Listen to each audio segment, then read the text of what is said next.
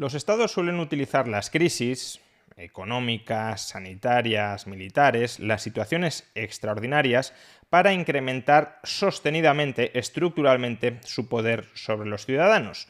Durante las crisis reclaman unas potestades extraordinarias para atajar la situación igualmente extraordinaria que se está viviendo.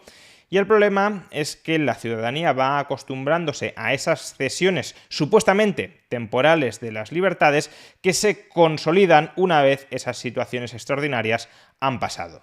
Con la pandemia, por desgracia, está sucediendo algo bastante parecido a esto.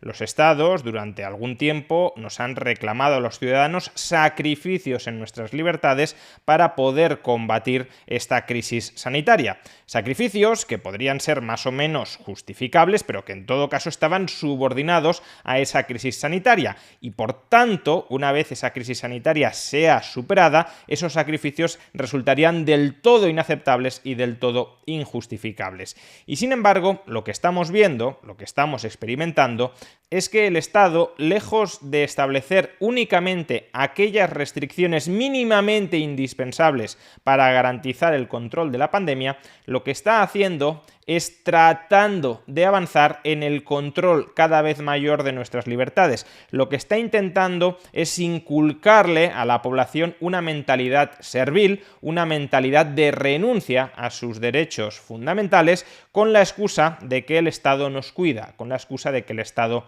nos protege. El último episodio en esta avanzadilla liberticida del Estado contra nuestras libertades está siendo la búsqueda de una legitimación social para que la policía, los cuerpos y fuerzas de seguridad del Estado puedan entrar sin orden judicial en el domicilio de particulares. Hace unos días hemos vivido dos episodios bastante escandalosos al respecto. Veamos algunas imágenes de lo sucedido. Y cuando vengan yo les diré al juez, perdone, pero es que entrar a una propiedad privada sin orden judicial y mi derecho fundamental está por encima del suyo. Que las grabaciones que tenemos ya es suficiente, Isa. Bueno, ustedes sigan porque están, pero bueno, sin orden judicial, forzando una puerta de propiedad privada, ustedes sigan. Porque obviamente el juez me va a dar la razón a mí, pero ustedes sigan.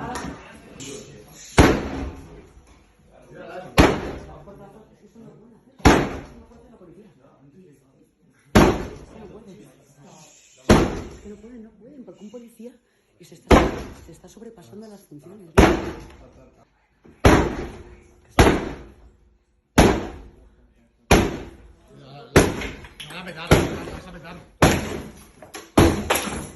Como es bien sabido, la inviolabilidad del domicilio es un derecho fundamental de las personas.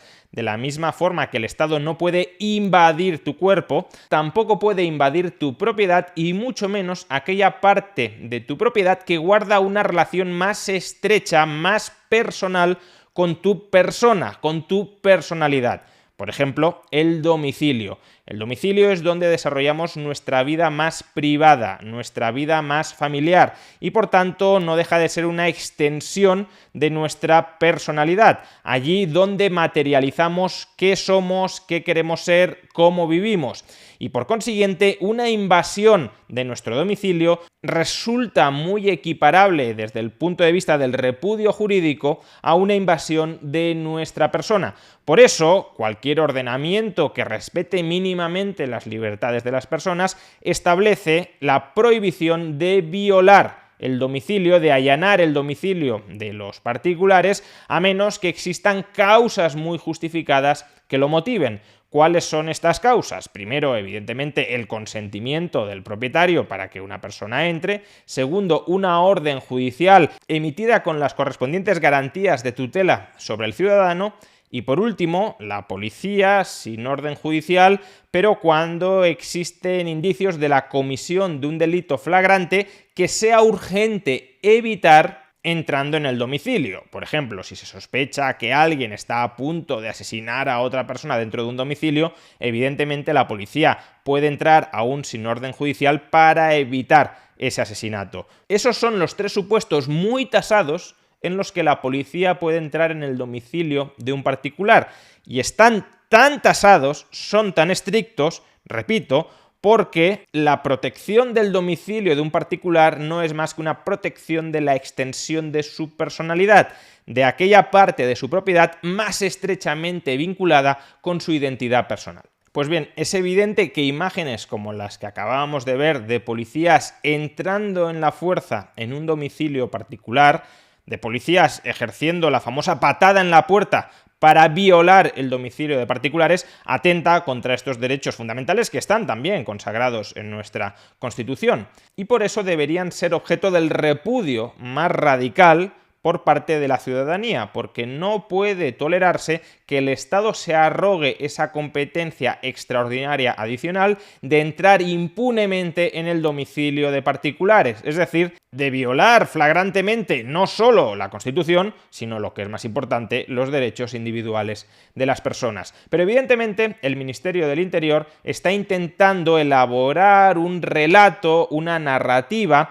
que permita justificar este ataque incuestionable contra la Constitución y contra los derechos individuales. Es decir, está intentando propagar la idea en la mente de los ciudadanos de que han de aceptar que la policía pueda entrar sin orden judicial en sus domicilios. ¿Y cuál es esta narrativa que se está intentando tejer para que cada vez más personas acepten que el Estado, que las fuerzas policiales puedan entrar en el domicilio de particulares sin orden judicial y sin evidencias de un delito flagrante que deba ser evitado entrando forzosamente en el domicilio? Bueno, pues los argumentos son esencialmente dos. El primero es que estas estancias no se pueden considerar domicilios de particulares porque eran pisos turísticos y, por tanto, dice el Ministerio del Interior, los pisos turísticos no son domicilios.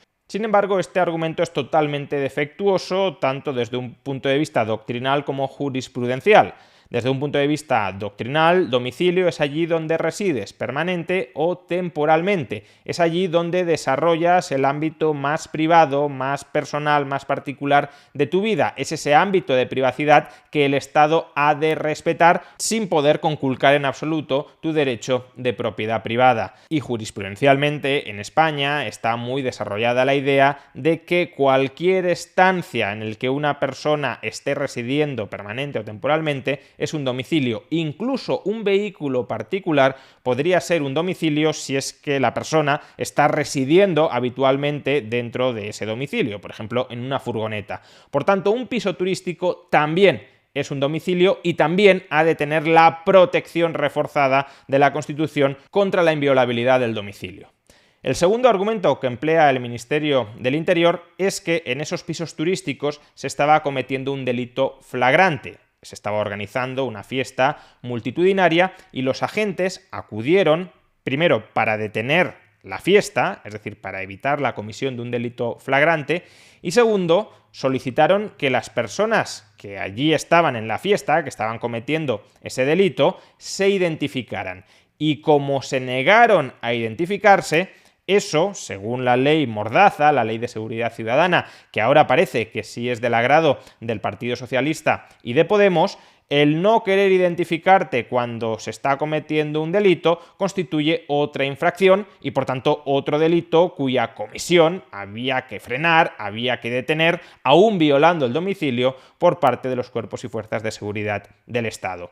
Nuevamente, este argumento es defectuoso porque es un argumento parcial. Los cuerpos y fuerzas de seguridad del Estado están autorizados a entrar en un domicilio sin orden judicial cuando, primero, se está cometiendo un delito flagrante y, segundo, irrumpir en el domicilio es condición necesaria para detener, para evitar la comisión de ese delito. Sin embargo, en los dos casos que nos ocupa, la fiesta a altas horas de la madrugada y la no identificación de quienes estaban cometiendo esa infracción de la fiesta, ya eran delitos consumados. Es decir, la policía entrando en la fuerza en el domicilio de esos particulares no evitaba la comisión del delito. El delito, repito, ya estaba cometido. Y por tanto no había ninguna justificación para entrar violentamente por la fuerza sin consentimiento de los titulares de ese domicilio en esa estancia por la fuerza, es decir, violando el domicilio de particulares. A efectos prácticos sería como si la policía acaba de observar que una persona ha agredido a otra y una vez la agresión ya ha terminado, la policía utiliza la fuerza bruta para reducir al agresor. El agresor, si no se resiste a la autoridad a ser detenido, no tiene por qué soportar la fuerza bruta de los cuerpos policiales. Cualquiera que viera esa escena, es decir, una agresión que ya ha terminado y el uso de la fuerza de la policía sobre el agresor, que ya no estaba ejerciendo ninguna violencia sobre terceros, calificaría esa escena de abuso policial. Pues bien, en el caso de la fiesta ilegal y de la no identificación, estamos en una situación análoga. El delito ya se había consumado, entrar en el domicilio no aportaba nada para frenar la consumación de un delito que ya estaba consumado y por tanto la policía no tenía ningún derecho a violar el domicilio de particulares. Y evidentemente uno podría decir, pero entonces, ¿cómo se podría producir la sanción de esos infractores si no entran en el domicilio? Muy fácil, esperando a que las personas que estaban en esa fiesta salieran del domicilio. Es en ese momento en el que se las podía identificar y sancionar sin violar el domicilio del particular. Y todo esto al margen del debate también de fondo de si debería ser legal o ilegal celebrar fiestas con varias personas en plena pandemia. No estoy entrando en ese debate, estoy analizando si, dado que eso a día de hoy constituye una infracción grave y la policía alega que tenía derecho a entrar en ese domicilio sin orden judicial para frenar una infracción grave, si ese argumento se sostiene o no se sostiene. Y no se sostiene.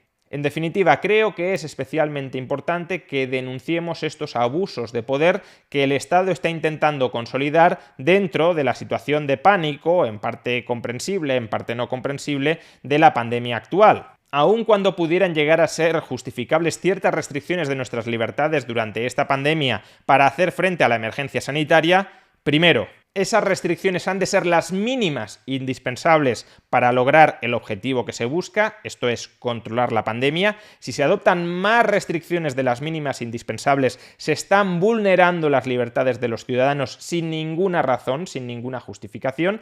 Y segundo, esas restricciones mínimas indispensables para controlar la pandemia no pueden consolidarse en absoluto una vez concluya la pandemia. Y por desgracia, lo que estamos viviendo ahora mismo es, primero, la adopción de medidas muchísimo más restrictivas de lo estrictamente necesario para controlar la pandemia, por ejemplo, la violación flagrante del domicilio de particulares, y segundo, un intento de crear una narrativa en función de la cual el Estado adquiere nuevos derechos para violar las libertades de los ciudadanos. Porque si ya argumentamos que si una persona no se quiere identificar, el policía adquiere el derecho a entrar en su domicilio, cualquier policía que llame a la puerta de un particular y el particular no le quiera abrir ni identificarse, generará supuestamente el derecho de ese policía durante la pandemia y después de la pandemia a entrar por la fuerza en ese domicilio. Se está intentando crear una narrativa para consolidar los avances del despotismo estatal sobre nuestras libertades. Y esto es algo que no podemos tolerar. El precio de la libertad es la vigilancia perpetua contra todos aquellos que quieren atacarla y que quieren someterla.